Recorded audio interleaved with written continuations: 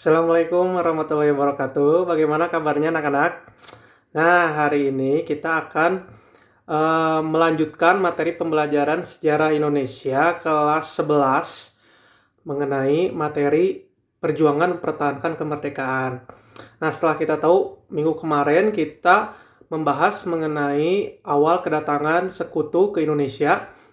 Nah, hari ini kita akan membahas mengenai perjuangan mempertahankan kemerdekaan secara fisik atau perang atau disebut juga dengan pertempuran ya. Nah, di sini hari ini Bapak akan membahas sekitar 7 pertempuran rakyat Indonesia dalam mempertahankan kemerdekaan. Sebenarnya ada 6 pertempuran melawan Sekutu dan Belanda dan 1 melawan Jepang ya. Jadi ada juga rakyat Indonesia itu masih melawan Jepang karena kita tahu kan Jepang masih mempertahankan status quo. Nah, untuk itu mari kita bahas satu persatu ya. Nah, yang pertama yaitu pertempuran melawan Jepang, pertempuran rakyat melawan Jepang yang disebut dengan pertempuran 5 hari di Semarang ya. Jadi kita tahu namanya juga pertempuran 5 hari, berarti terjadi 5 hari yaitu sekitar tanggal 15 sampai 19 Oktober 1945 di Kota Semarang, Jawa Tengah. Nah, jadi kita tahu kan minggu kemarin kita tahu bahwa Jepang kalah oleh Sekutu tanggal 6 sampai tanggal 9 Agustus dengan dibomnya kota Hiroshima dan Nagasaki. Nah, Jepang ternyata harus keluar di Indonesia, tapi ternyata masih ingin mempertahankan status quo ya, status quo dari kekuasaannya di Indonesia. Nah, untuk itu pertempuran ini diawali dengan jadi pasukan Jepang itu akan dipindahkan gitu kan, udah kalah nih, akan dipindahkan dari Cepiring, suatu daerah di Semarang, ke Bulu.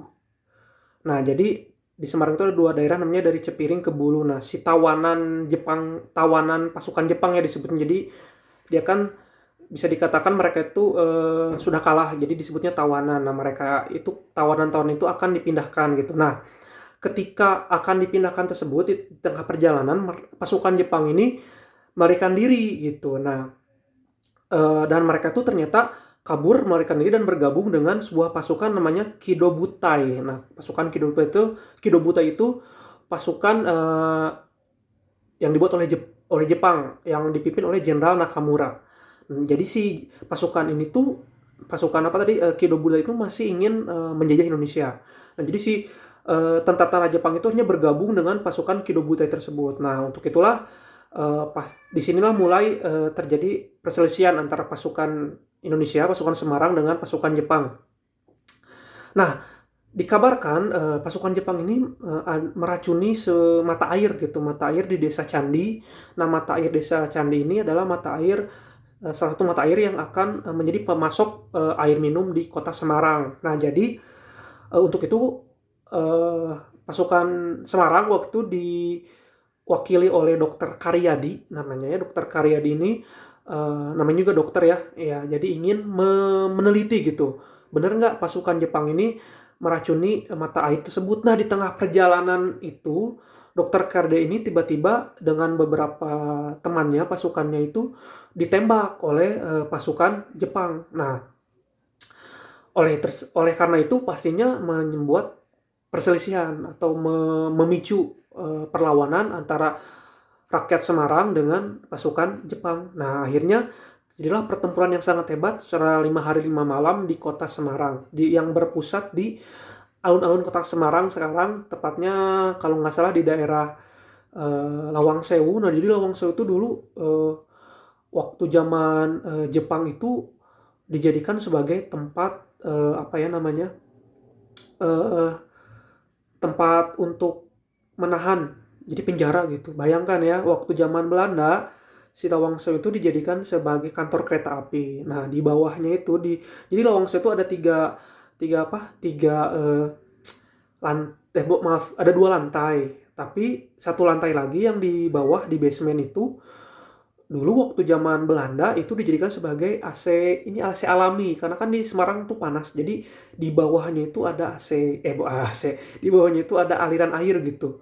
Jadi sama Jepang dialiri air agar ke atas ke gedung itu kan jadi dingin. Nah, waktu zaman Jepang si gedung Lawang Sewu justru dijadikan sebagai penjara, bayangkan. Jadi rakyat Indonesia itu, rakyat Semarang itu kalau melawan Jepang itu dijebloskan di penjara di bawah tanah. Tidak ada lampu atau penerangan dan air. Jadi maksudnya digenangi oleh air. Kalau tidak, waktu itu Bapak pernah waktu kuliah pernah ke Lawang Sewu, airnya itu setengah mata kaki lah, setengah mata kaki, setengah betis gitu.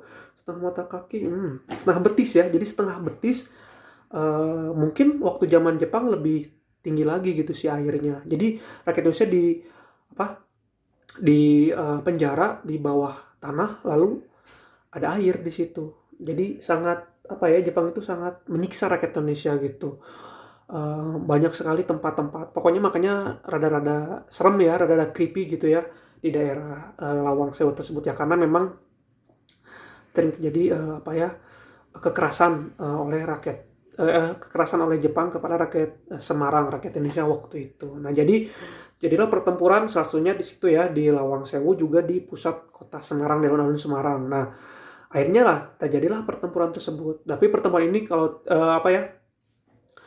berhenti karena waktu itu Belanda datang ke Indonesia. Jadi masih belum jelas sih siapa yang memenangkan pertempuran tersebut. Tapi yang jelas Jepangnya udah keluar dari Indonesia gitu ya. Nah, akhirnya untuk memperingati korban-korban dalam pertempuran tersebut, maka di tengah-tengah kota Semarang itu, alun-alun kota Semarang, dibuatlah sebuah tugu yang disebut dengan Tugu Muda, karena banyak para pemuda-pemuda yang tewas waktu itu. Dan juga Dr. Karyadi sebagai tadi yang pemimpin itu yang tewas itu dijadikan sebagai nama rumah sakit di Semarang, namanya Rumah Sakit Dr. Karyadi. Nah, itulah pertempuran 5 hari di Semarang. Sekarang kita yang kedua, yaitu adalah insiden bendera di Surabaya ya.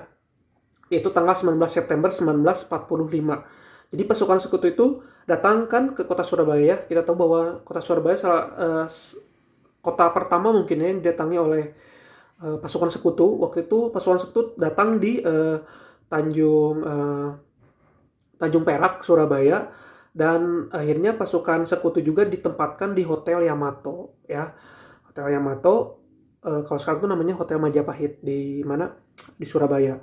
Nah, pada tanggal 19 September itu sekelompok pasukan sekutu dan Belanda, Nika dan Afne lah ya, yang dipimpin oleh Plugman namanya.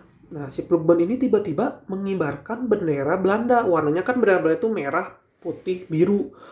Nah, si bendera Belanda itu dikibarkan di atas Hotel Yamato, di tiang Hotel Yamato. Tentu saja itu menyulut emosi rakyat Surabaya, karena kan kita sudah merdeka tanggal 17 Agustus, tiba-tiba Belanda mengibarkan bendera Belanda. Harusnya kan tidak boleh gitu ya. Nah, akhirnya waktu itu terjadilah sebuah pertemuan gitu antara perwakilan Indonesia dengan perwakilan sekutu untuk menurunkan bendera tersebut. Tapi ternyata Belanda menolak, sehingga terjadilah perkelahian antara pasukan Belanda dengan pasukan sekutu itu dengan rakyat Surabaya atau pasukan TKR waktu itu ya. Nah, akhirnya terjadi pertempuran yang sangat dahsyat gitu ya, sangat barbar sekali, baku tembak gitu. Nah, ternyata waktu itu Plugman sebagai pemimpin dari sekutu tersebut tewas dicekik gitu ya oleh seorang tokoh namanya Sidik dari pasukan Surabaya. Jadi kesal merenya, jadi teka aja kacekek gitu. Akhirnya mau si Sidik ini. Nah, ternyata melihat pemimpinnya tewas, akhirnya pasukan sekutu menembak Sidik tersebut dan Sidik juga tewas gitu. Akhirnya dua tokoh dari Surabaya namanya Haryono dan Kusno berhasil memanjat tiang bendera di atas Hotel Yamato tersebut. Akhirnya merobek bendera Belanda yang warna biru, maka berkibarlah bendera merah putih. Makanya disebut dengan peristiwa atau insiden bendera di Surabaya. Ya, kita lanjutkan lagi ke peristiwa 10 November di Surabaya juga ya. Jadi ini berlanjut. Tanggal 25 Oktober 1945, nah ini pasukan sekutu benar-benar datang nih ya secara resmi, yaitu dipimpin oleh Brigjen AWS Malabi ya, tiba di Tanjung Priok, Surabaya. Nah, akhirnya pasukan sekutu tersebut justru membebaskan pasukan-pasukan Belanda yang ditawan oleh Jepang, bahkan mempersenjatai pasukan Belanda tersebut. Jadi kan kita tahu bahwa pasukan sekutu namanya AFNE ya. Nah, AFNE itu kan diboncengi oleh Nika. Nika itu adalah pasukan dari Belanda. Nah, akhirnya mereka kerjasama tuh datang ke Indonesia, lalu datang ke Surabaya tepatnya, lalu membebaskan pasukan-pasukan Belanda yang ditahan oleh Jepang, lalu memberikan senjata-senjata kepada mereka. Terus saja itu membuat rakyat Surabaya marah ya. Jadi dari situlah mulai terjadi sedikit bentrokan antara rakyat Surabaya dengan pasukan sekutu. Nah, bentrokan yang menjadi benar-benar pemicu atau latar belakangnya itu adalah ketika tanggal 30 Oktober terjadi kesalahpahaman di mana terjadi bentrokan bersenjata antara rakyat Surabaya, pasukan TKR ini, dengan sekutu di Jembatan Merah. Jadi ini nggak tahu gimana, masih menjadi misteri bagaimana awal mulanya tiba-tiba pasukan dari Surabaya ini tiba-tiba menembaki mobil-mobil dari pasukan sekutu gitu ya.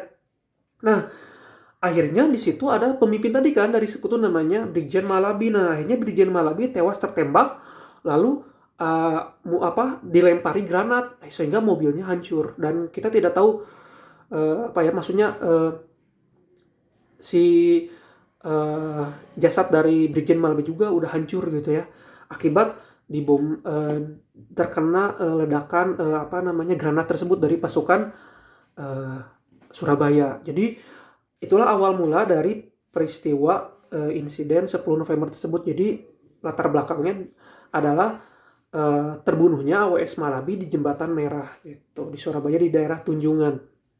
Nah, akhirnya hal tersebut menyebabkan kemarahan dari sekutu dengan mengeluarkan sebuah ultimatum atau peringatan ya. Ultimatum itu bahwa kota Surabaya harus dikosongkan dari pasukan TKR, harus menyerah gitu ya. Selambat-lambatnya itu tanggal 10 November jam 6 pagi gitu. Jadi itu pokoknya sekutu pengen semua rakyat Surabaya dan pasukan TKR itu nggak ada di kota Surabaya. Jadi sekutu ingin menguasai secara penuh kota Surabaya.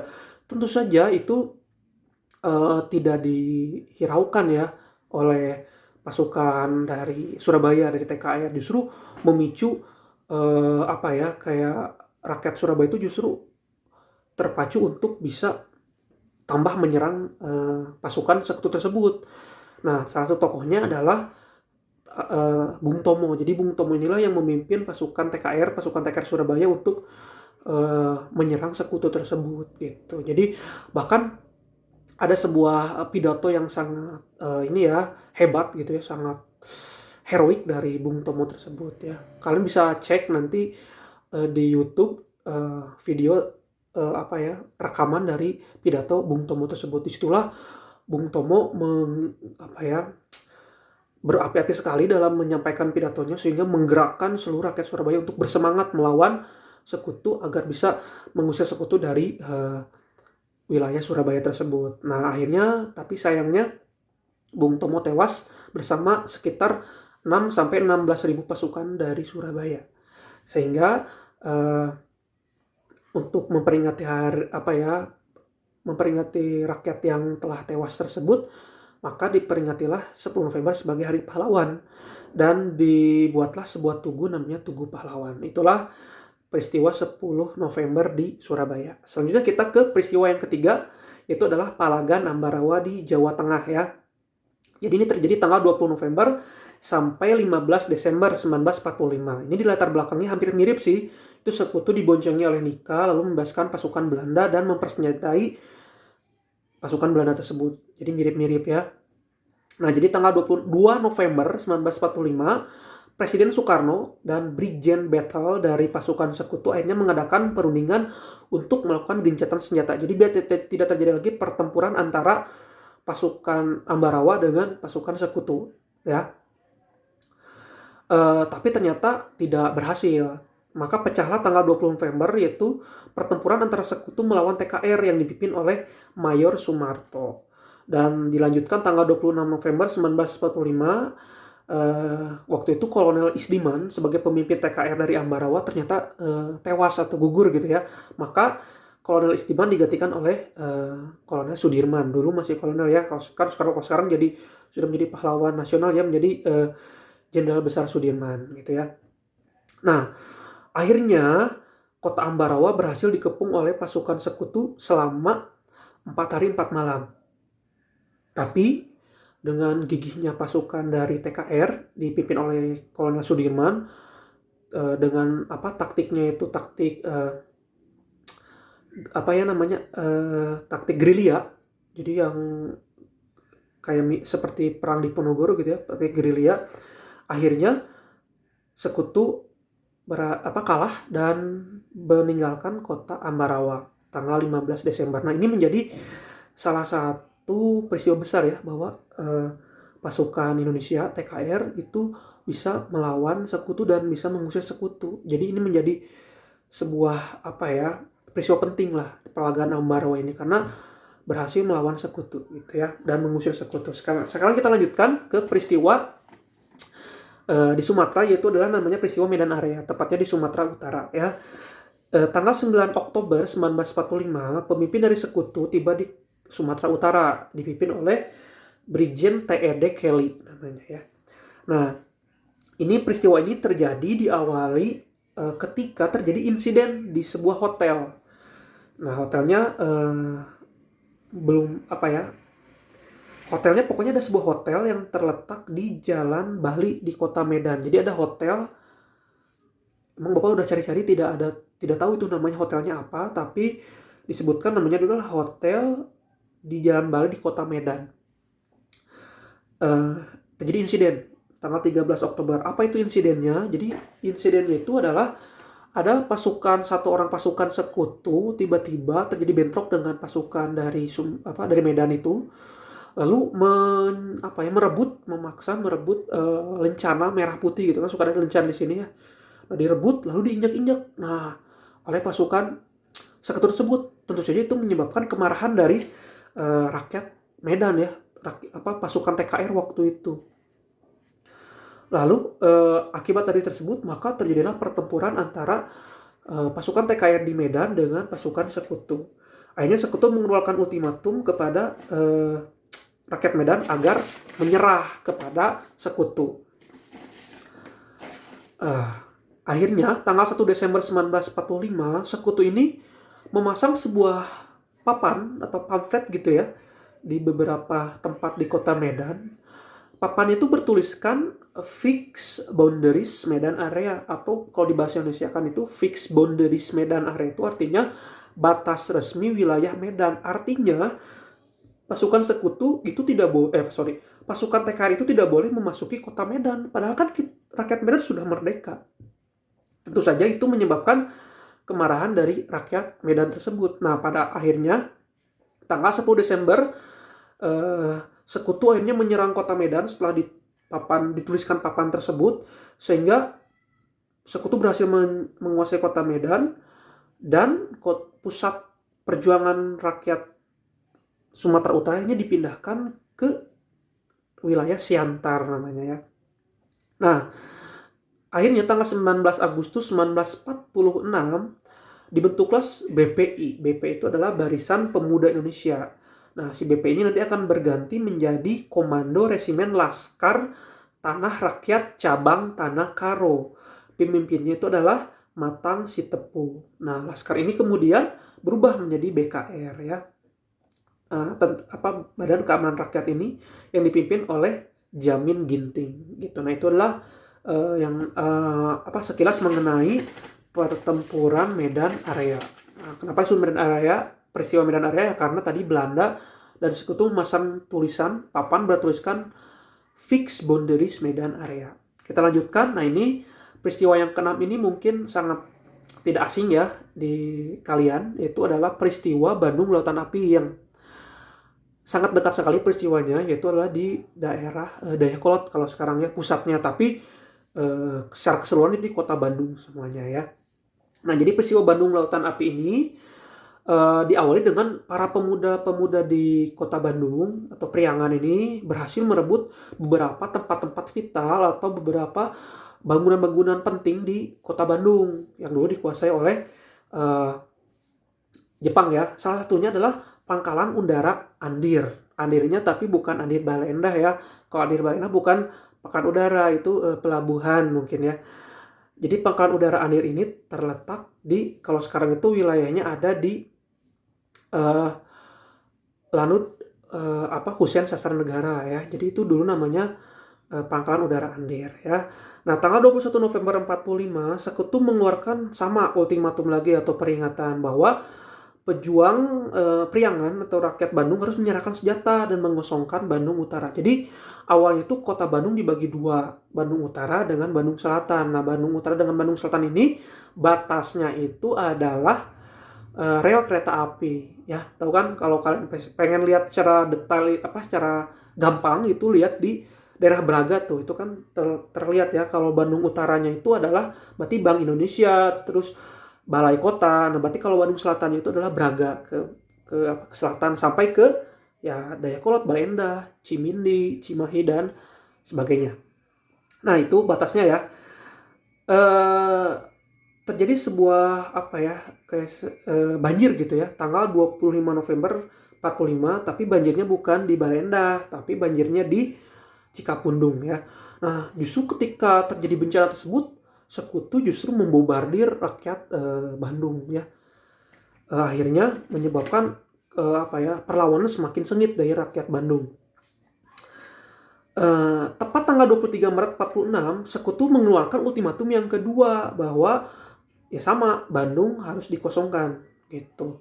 Nah, waktu itu Aha Nasution sebagai pemimpin tentara waktu itu di kota Bandung melakukan sebuah bukan negosiasi, sebuah pertemuan dengan Majelis Persatuan Perjuangan Priangan, disingkatnya MP3 ya, untuk melakukan taktiknya itu adalah bumi hangus. Jadi Aha Nasution meminta kepada rakyat Bandung, tepatnya di Bandung Selatan karena Bandung Utara udah dikuasai ya, bahwa rakyat Bandung Selatan itu harus mengungsi.